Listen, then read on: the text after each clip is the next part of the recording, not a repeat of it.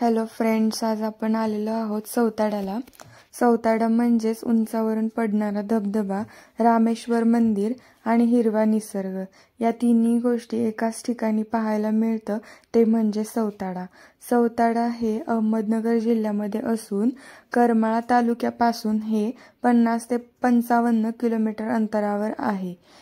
मंदिराच्या परिसरात पोहोचताच आपल्याला मंदिर वरूनच खूप सुंदर दिसते आणि दोन्ही साइडला एकदम उंचावरून पडणारा असा धबधबा दिसतोय। आणि या मंदिरापर्यंत पोहोचायला आपल्याला 500 पायऱ्या उतरून जायचं आहे। खरं तर पायऱ्या बघून खूप टेन्शन आलेलं, पण जय श्रीराम नावाचा जयघोष केला आणि पायऱ्या उतरायला आम्ही सर्वांनीच सुरुवात केली। या पायऱ्या एकदमच खड्या आणि एकदम उंच आहेत। हे बघा, नानानंतर मी, आई आणि माझी मम्मी आम्ही सगळे सोबतच पायऱ्या उतरत होतो।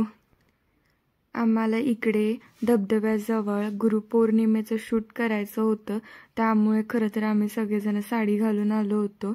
नाहीतर ॲक्च्युली एवढ्या मोठ्या पायऱ्या उतरायचं म्हटलं की साडी घालून जमणारच नाही।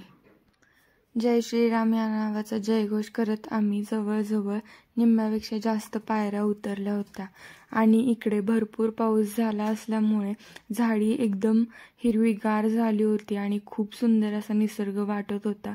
त्याचबरोबर आपल्याला मंदिराचं देखील दृश्य खूप सुंदर दिसतंय, अर्धवटच दिसतंय पण खूप सुंदर दिसतंय। त्यानंतर आम्ही पुन्हा उतरायला सुरुवात केली। उतरत उतरत पुन्हा आमचा जय श्रीरामाचा जप चालूच होता। आज सोमवार असल्या कारणानं मंदिरामध्ये भरपूर गर्दी सुद्धा होती। अगदी थोड्याच वेळात आपण खाली पोचणार होतो आणि मंदिरामध्ये दर्शन घ्यायला जाणार होतो। मंदिरामध्ये जर अलाव असेल तर मी तुम्हाला मंदिराचं शूटिंग दाखवेल, अदरवाईज आपल्याला नाही पाहायला मिळणार। त्यानंतर आपण आत्ता खाली पोचलेलो आहोत आणि मंदिर बघू शकता तुम्ही, त्यांनी जीर्णोद्धार केलेला आहे मंदिराचा, त्यामुळे मंदिर अगदीच सुंदर दिसत आहे। त्यांनी कलरिंग पण खूप छान केलेलं आहे मंदिराचं।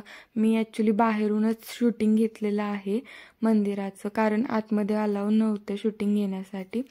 त्यानंतर आम्ही पावसाचं वातावरण बघून पटकन आपलं शूटिंग करून घ्यायचं ठरवलं आणि पटकन आपलं शूटिंग करून घेतलं। आणि त्यानंतर पाऊस तर काय आलाच नाही, पण आमची पावसाने थोड्या वेळासाठी का होईना खूप गोंधळ केला। आमच्याकडे थोडा वेळ शिल्लक होता म्हणून आम्ही परत नंतर धबधबा बघायला गेलो। आणि हा धबधबा, इथलं पाणी खूप शांत आहे, पण हा दुसरा धबधबा आहे, या धबधब्याचं पाणी खूप वाहतं आहे। आणि आम्ही गुरुपौर्णिमेचं शूट याच धबधब्याजवळ घेतलेलं आहे। व्हिडिओ आवडला असेल तर लाईक, कमेंट आणि शेअर करा।